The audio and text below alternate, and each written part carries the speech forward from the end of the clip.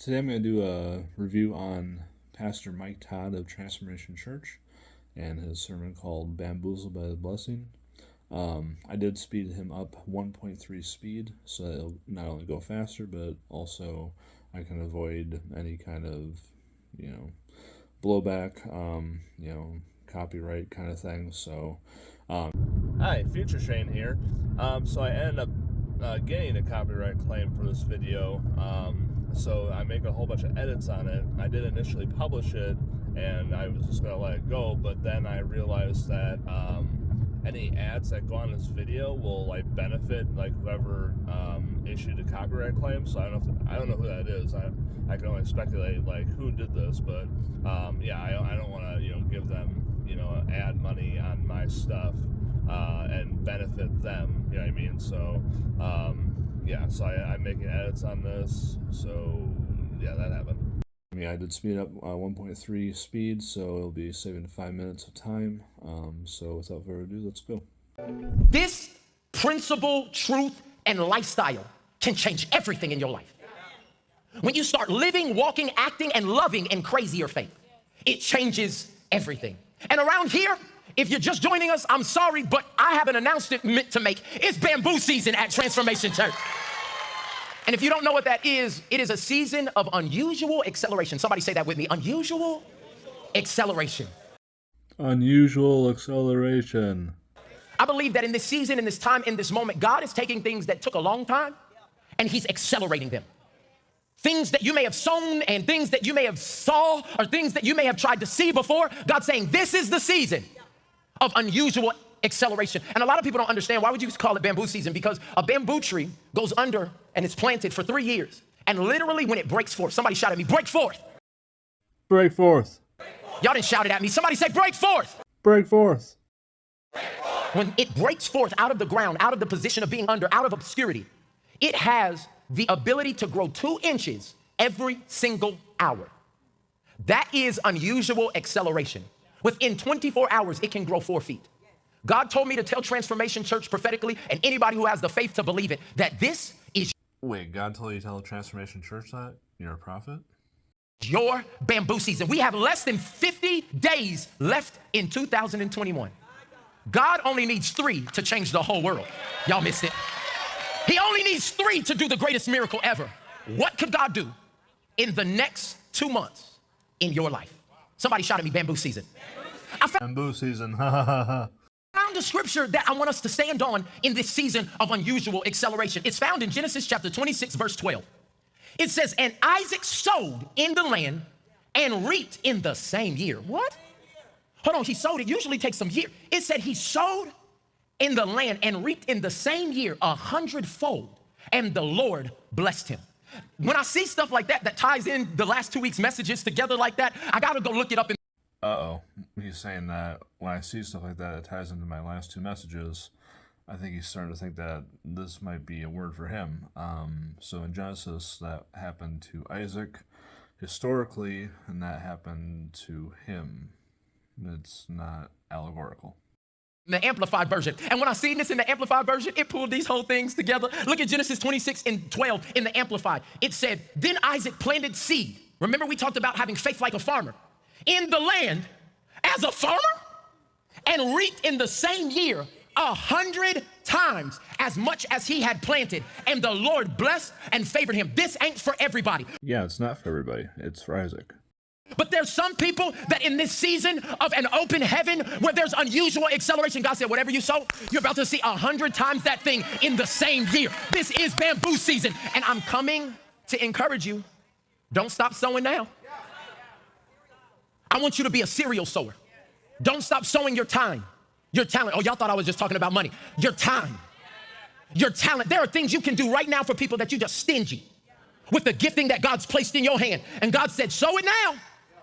Sow it now, because 10 years from now, 2 months from now, 10 days from now, there needs to be a harvest for you.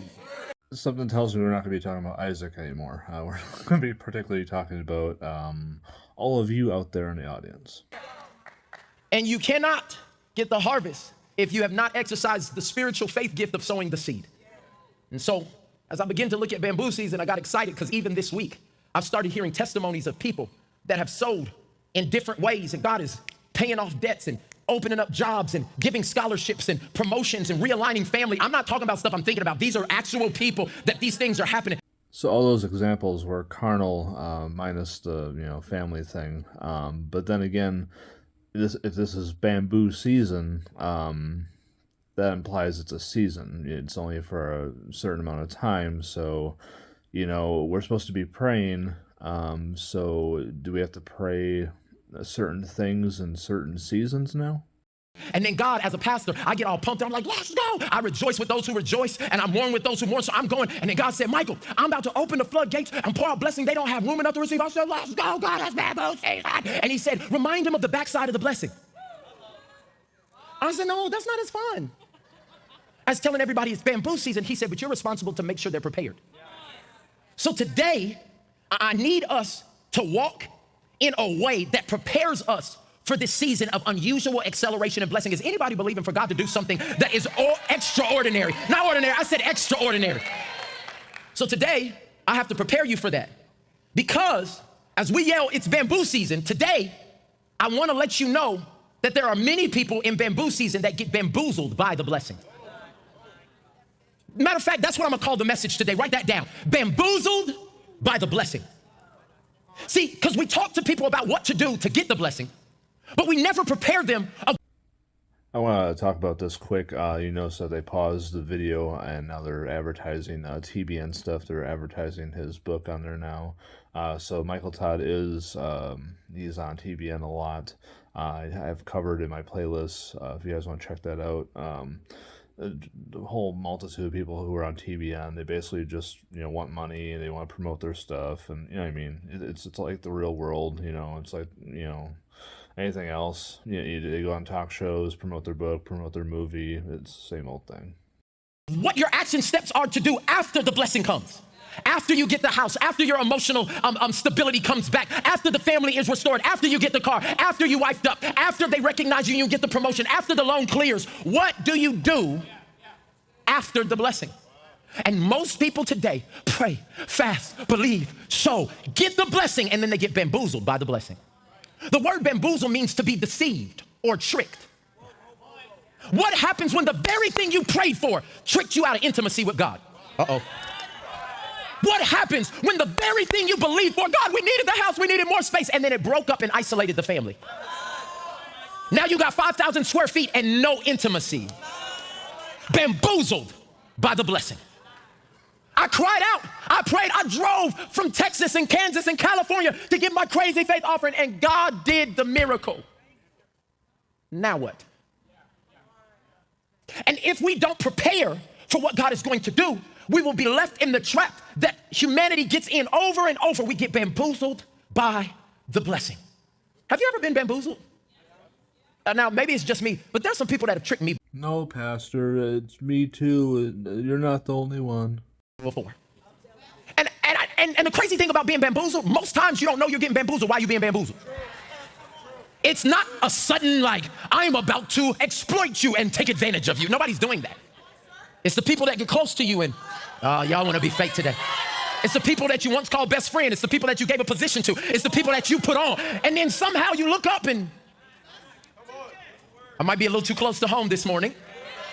But I remember this one time, I'm gonna make it a little lighter because some of y'all just really just went back. The crazy eyes just came out of you. You just start thinking about, I'm gonna find him. Like, calm down.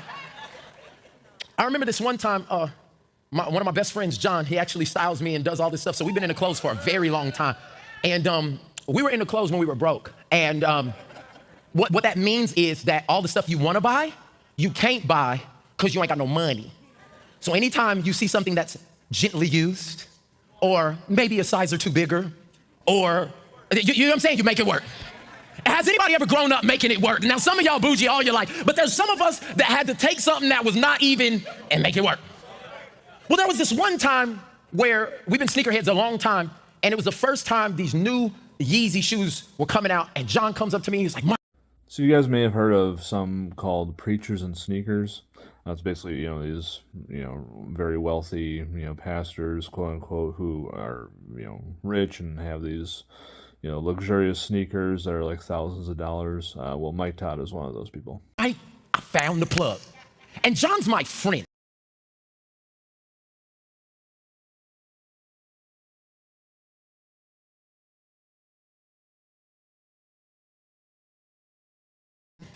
So when my friend comes up and tells me, like, I found the plug, there's like questions I don't even ask because you're my friend. You, like, you my. So he's like, I found this chick on Instagram. She can get the Yeezys for $350 and send them right to us. I said, bro, you lying? You know them mugs is like $900 on the aftermarket. He said, bro, I promise you. Look, here's a picture of her. Shows me a picture of this lady. I was like, oh, okay, and she kind of cute, and she working at Finish Line, and she, okay, cool. I scraped together every dollar, dime, nickel, penny that I had. You know when you broke, when you start going to the couch to look for the money. Just hold on, like, loose change, other people's car ashtrays, I was everywhere. Haha, stealing is funny. I got my $350 together and gave it to my friend with full confidence. I'm talking about, I was imagining, you talking about see it before you see it? I saw myself with them shoes. I had started planning outfits based on. 1 week goes by. 2 weeks goes by. I mean shipping, you know shipping. Right? 3 weeks go by. And we start encouraging each other like, bro, you already know they on the way, bro. You know, we doing all this other. 4 weeks go by. I said, John, I've missed some meals because of what I gave to this endeavor that we're on right now. Have you heard anything? Bro, I DM'd them, I let them know, and they promised me they'd be here next week. 5 weeks goes by. 6 weeks goes by. Now I'm a little aggravated. John, he's like, bro, I got my money in it too. You dumb too? We end up finding out that it wasn't a young lady, it was a man that posted a picture of a young lady at a shoe store. We sent him our money, and that man disappeared. For at least 3 weeks, me and John felt worthless. Because as grown men who paid taxes and had wives, this wasn't like I'm married at this time. Like, at least there should be some sign. So this to me is very telling. He's recalling a story that happened earlier in his life. So he's married and he's pinching pennies to basically get this $350 together for his pair of Yeezys, and he's missing meals. And he's like I'm married, and so that kind of implies that they're financially not doing too well because he's focused on getting his Yeezys. And so there's a verse in 1 Timothy chapter 5 verse 8 I want to read to you guys. Anyone who does not provide for their relatives, and especially for their own household, has denied the faith and is worse than an unbeliever. So just throwing it out there for you guys. Felt bamboozled. If I see that person today, I'm stealing them out on sight. But what I begin to understand about this moment of being bamboozled is I let the idea of what I thought was going to be a blessing distract me from deception. Write this point down, because y'all are about to come into blessing you've never seen before. You're about to come into relationships that you've never seen before. You're about to have resources and access like nobody's believing it with me. You're about to have resources and access like you've never seen before. But never let the blessing become such a distraction that you fall into deception. I was so distracted by the blessing that was coming. I love how they put the text on there, like it's as important as like a Bible verse. That I didn't even look and see that the person only had 2 pictures on their Instagram. When somebody has 2 pictures on their thing, it's a scam. But I didn't look at it one time till after I had been bamboozled, after I had been taken advantage of. And God is telling you the blessing's on the way. But when the blessing comes, don't be so distracted by the house. Don't be so distracted by the new relation. Don't be distracted about who they worked with and who they've done music with and what TV show they've been on and who they know. Do not be distracted to the place where you fall into deception. Can I bring it real spiritual? I would hope so. You're a pastor. This is actually a good point. I do like the point that he brings out here and how articulate he was with it. Having time management. I can speak from experience. Having a wife and now 2 children. Like it gets difficult, but it's absolutely important. So I do commend him on this point. And in the morning, you're going to need me to go back to that job, but you gave me no time to give you what I needed. The reason why you can't be distracted by the blessing, even though it's good, watch this, is because distractions jeopardize discernment. Okay, anyone out there watching, I challenge you guys. Get a tally, like in the comments, how many times he will say discernment or discern. And I say it that way because that's exactly how he says it. So yeah, get a tally, and we'll see how many times he says it. When you're distracted, you can't discern what's going on. When you're distracted, you don't pay attention to stuff that's obvious. Have y'all ever seen your friend going into a relationship that was going to end in disaster before it even started? Oh, come on. But they can't see it. Why? Because they distracted. Well, he loved me and he bought my nails and he did the opposite than my last boyfriend, Jerome, and this and that and the third. And you like, I don't know, this looked like Jerome in a different outfit. But their discernment is down because their distraction is up.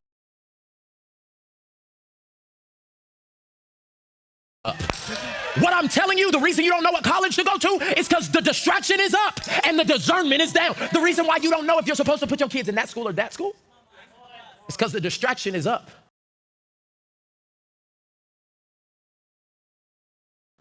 And the discernment is down. And this is how people get bamboozled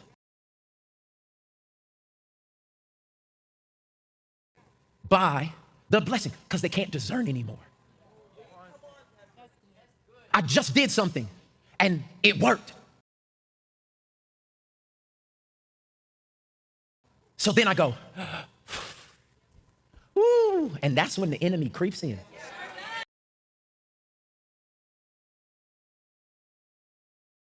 And says, all I needed them to do was exhale. Now we have to hear what God has to I just say needed them to get off of it for a second. I just needed them to stop fasting. I heard a man of God once say, he said, don't fast every once in a while, live a fasted life. He said, because at the moment that God does the victory, it's not a time to say, whew, I'll do that again on 21 days of prayer and fasting next year. That's a lot of time that my discernment is down, where I'm not as keen to hear the whispers of God. And some of the blessing that you're about to come in, you got to hear every direction. The steps of a good man and a good woman are, I got to be able to hear the whisper of God. I got to be able to hear, stay in that lease for 6 months. And on the 7th month, I'm going to bring something to you. You got to be able to hear the details.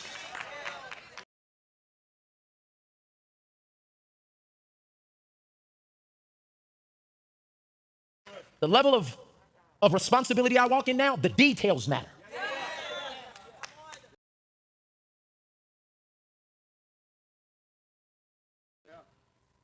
And if we lose our discernment as a church, if we lose our discernment as a body, deception is just around the corner. The biggest blessing in the world. And God's like, it's okay.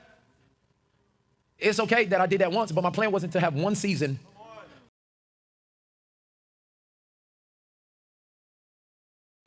of unusual acceleration. I wanted this to be your life. And I don't know who I'm here to encourage today. This is the kick in the pants that lets you know, like, hey, stop being distracted and get your discernment to another level. God is speaking to some of y'all right now, and He can't even get a word in because CNN, Fox News, your Instagram feed, what happened at Astro World, what happened on this celebrity, Will and Jada again, is this, that, the third new, and God said, I've been speaking the whole time, but your discernment is distracted. Can I show you a picture of somebody who had something amazing happen to them, and then their discernment just shut off? This is what most of us look like after we get the blessing. Check this out. But Dad, think fast.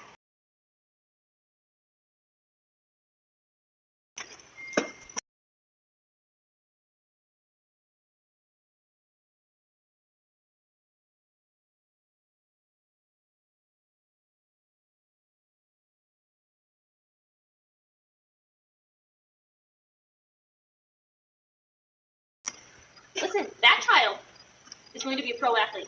Oh! You're supposed to catch it. I wasn't ready. I wasn't.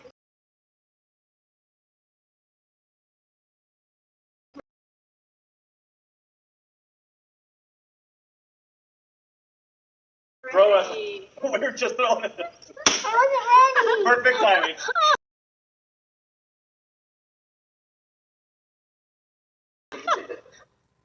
Did y'all just see what happened? He tells his daddy, think fast, throws it to him like, ah. And his mama says, that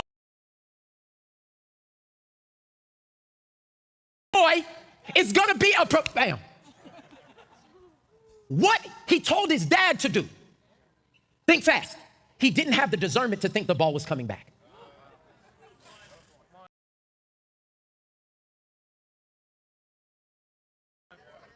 And many of us, God is telling us to do something. And then we stop doing the thing that gets us in a place of, watch this, protection. He didn't even put his hands up, Charles. He was so caught off guard by that. He had no discernment that it was even coming back. And some of y'all been trying to hold your laugh in. That was funny. That little boy got knocked out, and he will always, forever have a mark. He will never forget the time that he was distracted by the compliment of his mother. Don't this sound like us? This boy, this girl, this employee is, and just for a moment, he was so distracted by the blessing of encouragement that he lost all discernment. I do not want you to be bamboozled by the blessing. The Bible says when God blesses, we still watch and pray. So I looked this reference up and I couldn't find it anywhere. I don't know like what like version he's using or if he, I don't know, but the closest I could get to like what he said was Luke 21 verse 36, where like Jesus is talking to his disciples saying, be always on the watch and pray that you may be able to escape all that is about to happen and that you may be able to stand before the Son of Man. So I don't know, like what, I don't know. Like I'm assuming that's he just kind of pick and chose from those verses. That's the best I got though.